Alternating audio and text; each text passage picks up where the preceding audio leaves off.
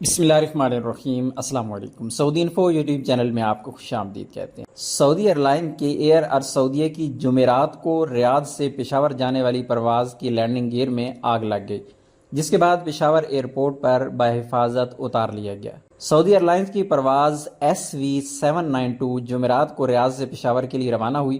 پشاور کے باچا Khan international airport پر landing کے دوران طیارے کے ایک ٹائر سے دھواں نکلتا ہوا دکھائی دیا گیا، جس کے بعد متعلقہ حکام کو اطلاع دی گئی۔ بتایا جاتا ہے کہ طیارے کی لینڈنگ گیئر میں آگ لگ گئی تھی۔